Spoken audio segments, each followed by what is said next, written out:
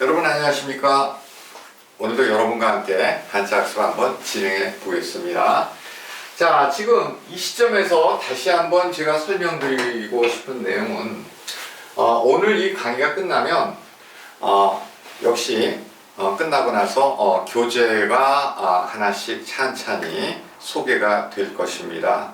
그래서 그 교재들을 반드시 캡처하셔서 출력하셔서 다음에 6가지를 한번 읽어보시기 바랍니다. 이거 뭐 별 내용들도 아니기 때문에 제가 일일이 이거를 설명하면서 시간을 또 허비하기는 좀 아깝고, 자, 먼저 부스란 무엇인가, 부스의 개념에 대해서 정리를 처음 한번 한 사람이 사실은 전데, 이거를 1992년도 제가 저작권 등록이 된 그 책자에서 김영선 언어한자에서 처음으로 부수학습법 소개했습니다. 그 이전에 1992년도 이전에 출간된 책 중에 그런 내용을 담은 책은 없습니다. 그래서 그거는 제 책과 이런 걸 참고하시면 아실 것이고, 그래서 부수의 개념 한번 다시 정리해 보시기 바랍니다. 여태까지 강의를 들으셨으면 머릿속에 자연히 입력이 돼 있습니다. 그 입력된 거 한번 정리해 보시고요. 또 각 부스의 명칭, 뭐 변이다, 당이다 이런 거, 왼쪽에 붙으면 뭐 변이고 오른쪽에 붙으면 당이고, 자, 이런 부스의 명칭도 한번 정리해 보시기 바랍니다. 이제는 특별히 외우려고 그러지 않아도 이미 아시는 내용입니다.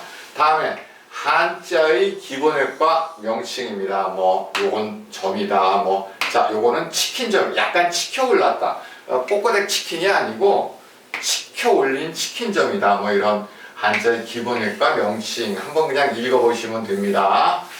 다음에 한자의 필순, 한자의 필순 어떻게 쓰는지, 뭐 기본적으로 위에서 아래로 내려온다, 두 번째 왼쪽에서 오른쪽으로 간다, 뭐 한번 읽어보시기 바라고요. 한자의 구성, 여러분들이 그 한자를 상형문자라고 알고 계신 분들은 많으신데, 한자 전체에서 차지하는 상형문자의 비율은 1% 남짓입니다. 자, 어느 문자나 처음에 상형문자였는데 이거를 이렇게 자원풀이를 한 그런 접근을 못하다 보니까 애매하게 상형으로 말하시는 그런 분들이 많이 계셔가지고 여러분들이 한자를 상형문자로 이렇게 오해하시는데 1% 남짓입니다. 그래서 한자가 어떻게 구성이 되어 있는지 한번 읽어보시고요. 다음에 영자팔법이라고 해서 이 길영자에 한자의 모든 그 획이나 이런 것이 들어가 있습니다. 그래서 굉장히 중요하게 여기는 그 글자죠. 서법에, 그러니까 서예 또는 서법에서 굉장히 중시 여기는 글자입니다. 영자팔법. 그 6가지를 제가 소개를 해드렸으니까 그 정도는 여러분들께서 읽어보시고 이해하시기 바랍니다. 그런데 귀찮으면 모르셔도 돼요. 이거 이렇게 중요한 거 아닙니다. 네. 다음에 본 강의가 어떻게 앞으로 이루어질 것인가, 이거를 궁금해하시는 분들이 좀 많이 계신데, 제가 지금 강의하는 내용은 옛날에는 교육부가 아니라 문교부였죠. 네, 문교부 지정 1800자라고 있었습니다. 이제 어떤 국민들이 알아야 될 기본 한자로 문교부 지정 1800자를 중심으로 제가 편집을 처음에 책을 썼습니다. 그리고 또 3000자를 또 정리한 내용이 있고, 그때는 한자 급수 시험이라는 것이 없었기 때문에 이 문교부 지정 1800자, 그 다음에 또 3000자 이렇게 정리가 돼 있었는데, 제가 이 1800자 중에서 상당 부분 약 한 1600자 내지 1700자 정도를 쭉 정리를 해 드릴 겁니다. 강의 시간으로 보면 대충 따져보니까 약 120강 내지는 130강 정도에서 끝날 것 같아요. 그래서 이거를 쭉 정리를 해 드리는데, 이 내용을 쭉 이해를 하시면은 대충 한자 급수시험 2급에서 4급까지의 수준을 마스터하실 수 있습니다. 대략입니다. 정확하게 이제 글자가 일치하는 것은 아니고. 자, 그러면 이 강의가 끝나기 전에 저는 다시 한자 급수 시험에 맞춰서 1급부터 8급까지 제가 또 다시 총체적으로 각 급수별로 정리를 해 드릴 겁니다. 그래서 1급부터 8급까지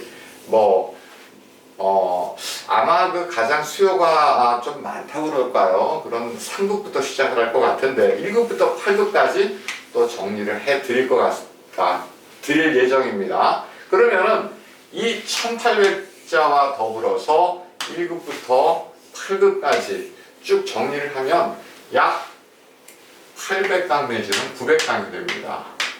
800강 내지는 900강이 됩니다. 굉장히 많은 강의량이죠. 그래서 저는 이 800강 내지 900강을 약 1년 6개월 만에 끝내버릴 생각입니다. 1년 6개월 만에.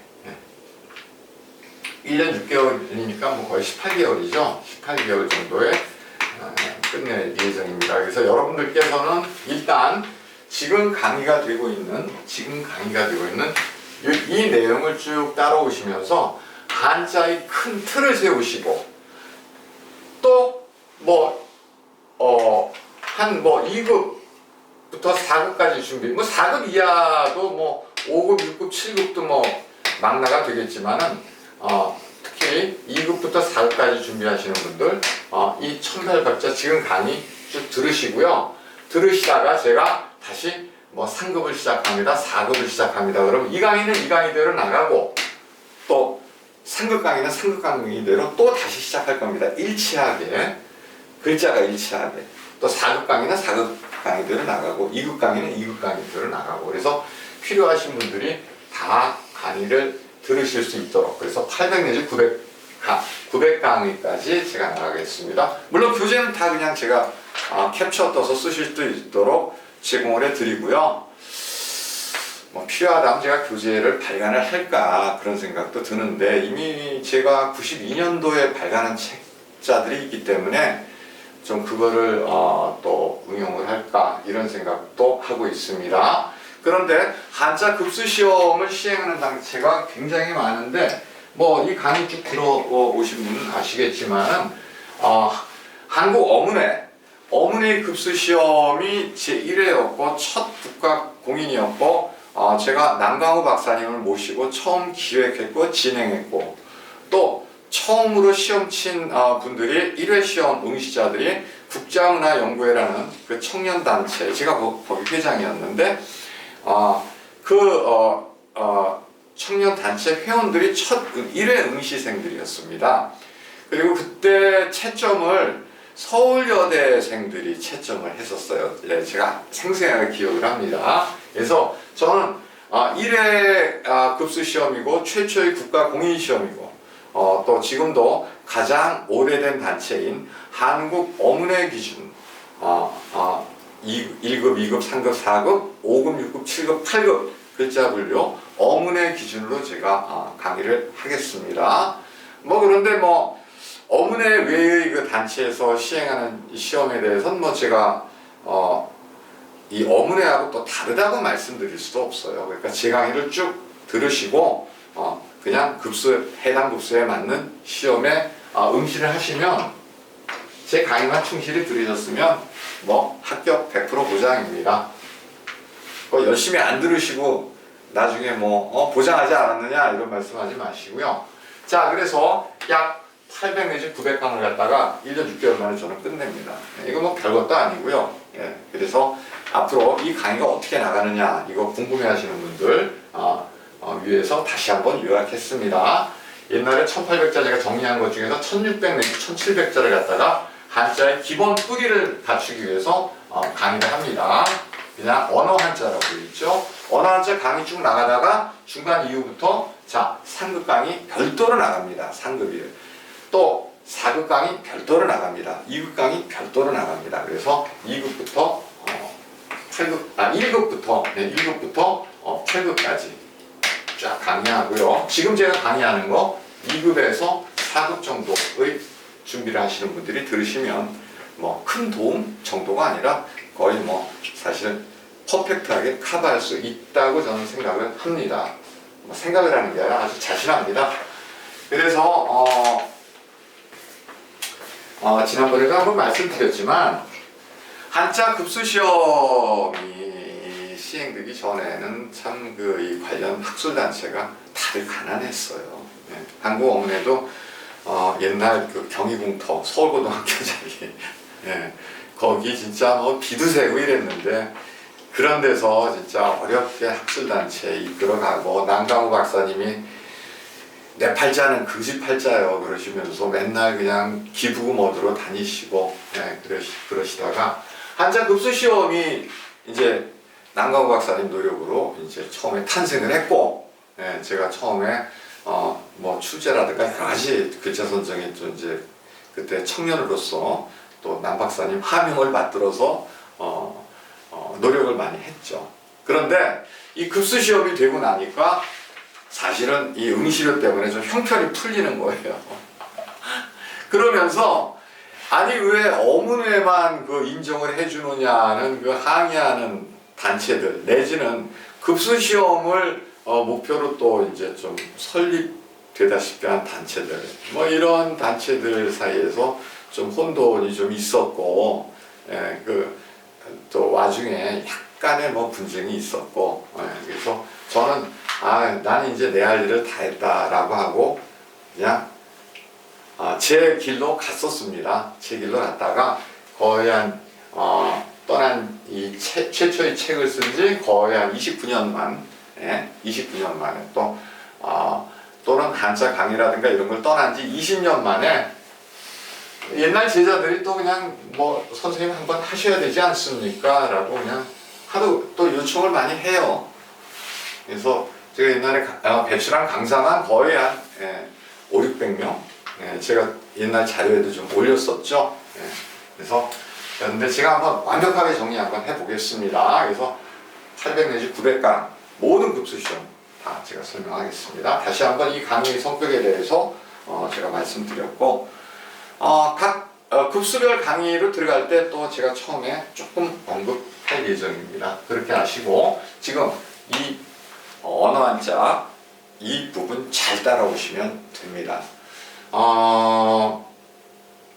사실 일본, 대만, 뭐 홍콩 이쪽 분들하고는 뭐 다 한자로 지금 우리가 배우는 한자로 사실은 다 통용이 되고요. 일본도 뭐 약자가 좀 많지만 다 통용됩니다. 그리고 중국의 간체자 같은 경우에는 이제 좀 몇 가지 원칙만 익히고 나면 또 그 사람들하고도 필담으로 다 통용이 됩니다. 근데 요새는 뭐 간체자 정리한 또 책자들이 많이 있더라고요. 그러니까 우리는 이 글자를 익히고 나서 간체자 정리 잠깐 들어가면 됩니다. 근데 어떤 분들이 이제 이렇게 생각하시는 분들이 있어요. 중국어 배우려면 그냥 간체자 배우는 게 낫지 않느냐.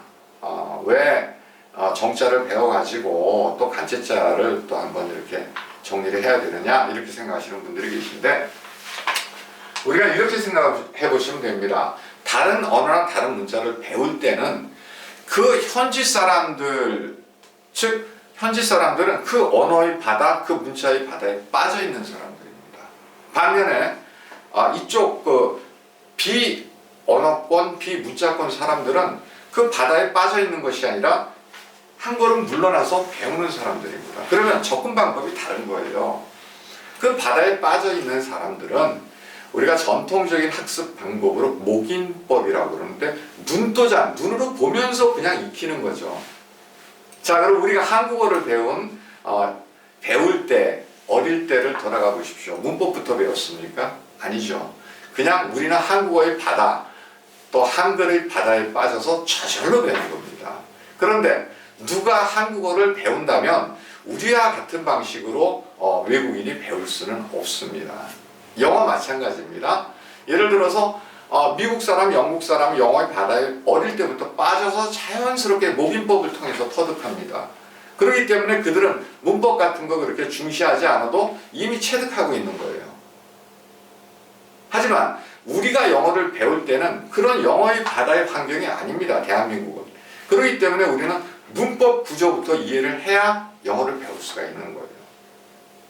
한국어를 비유해도 마찬가지입니다. 우리는 한국어의 바다에 빠져 살고 있습니다. 외국인들이 한국어를 배울 때는 문법적 구조부터 배워야 됩니다. 따라서 마찬가지로 우리가 중국의 간체자를 직접 배운다? 아무 의미도 없이 그냥 막 외워가면서 더 어렵습니다. 그래서 그분들은 그 간체자의 바다에 빠져서 어릴 때부터 배운 겁니다. 바닷가나 섬에서 사는 사람들 어릴 때부터 자연스럽게 수영 잘하죠. 누가 가르치지도 않는데. 근데 도시에서 사는 사람들이 바닷가에 사는 애들처럼 그렇게 수영을 배울 수는 없는 거죠. 자, 그 이치와 마찬가지로 여러분들이 정자를 익히고 중국어 배우는 분들 간체자로 들어가는 것이 훨씬 쉽습니다. 자, 그럼 본 강의 들어가겠습니다. 여기까지 이 강의의 성격에 대해서 설명드렸고요. 오늘 캡처 반드시 끝에 소개하는 교재 출력하셔서 한번 읽어보시기 바랍니다. 필순이다, 두수의 명칭이다 이런 거 그냥 보면은 정리되는 거니까 제가 여기서 또 일일이 설명할 필요 없고 저는 이 구성에 대해서 또 이 본 강의 성격에 대해서 또 앞으로 나아갈 방향에 대해서만 말씀드렸습니다.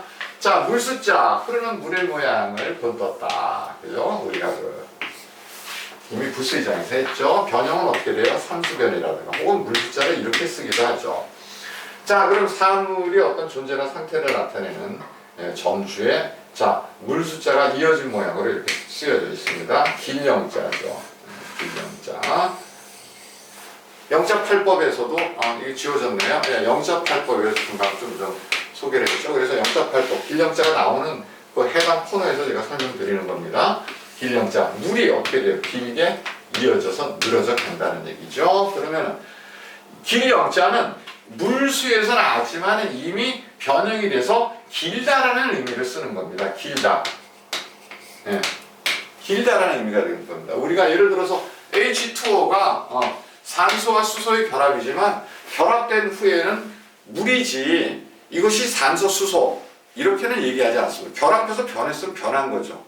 물과 커피가 믹스가 되면 어떻게 돼요?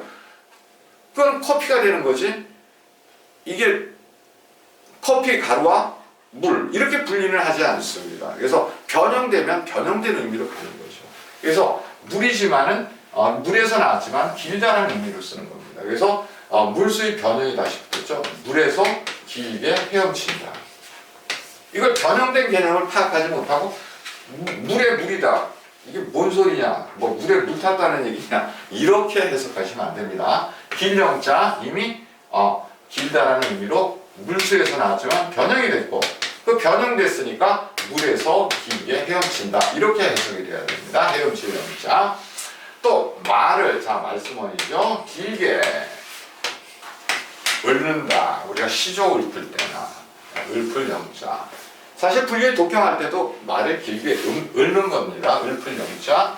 법식 양자. 이거 모양 양 그러는데 그거 역시 훈이 또 그 글자의 구성한 그것을 구성 의미를 물고 들어가는 것이죠. 그래서 그게 아니고 나무가 이 닮을 양자입니다. 쭉 이렇게 닮은 나무들이 우리 벚꽃 쫙 필 때라든가 느티나무 쫙 모여 있다든가 또 소나무 군락지라든가 이런 데 가보면 나무들이 이렇게 어떻게 돼 있어요.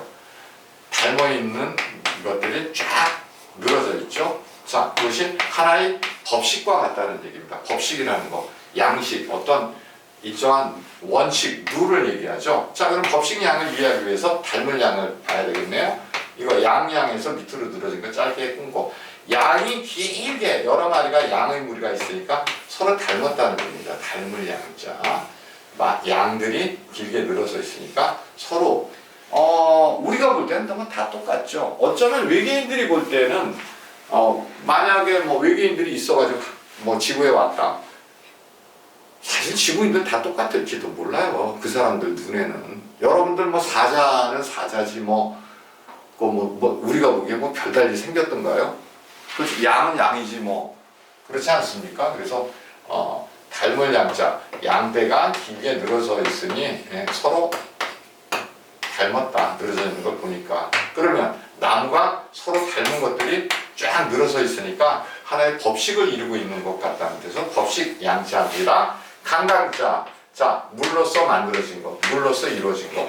자, 음과 훈이 같습니다. 강강자입니다. 이거는 훈이 의미를 물고 들어가는 그런 해석이 아니고 음과 훈이 같은 겁니다. 강강자. 말로써 죄송합니다. 말로써가 물로써 만들어진 거, 이루어진 거. 자, 강강자입니다. 자, 오늘도 여러분에게 또 한자 강의 정리해드렸고, 이 강의의 성격에 대해서 말씀드렸고, 앞으로 저는 아까도 말씀드렸듯이 약 800 내지 900가지 정도가 될 것 같습니다. 1년 6개월 만에 모든 한자의 기본, 그리고 한자 급수 시험의 모든 것, 한국 어문의 중심입니다. 제가 다 정리해드리겠습니다. 한자를 필요한 모든 분들 제 강의 꾸준히 들으시면 여러분이 필요로 하시는 한자의 지식 또는 실력 충분히 갖추실 수 있습니다. 자, 오늘 여기까지 끝내겠습니다. 감사합니다.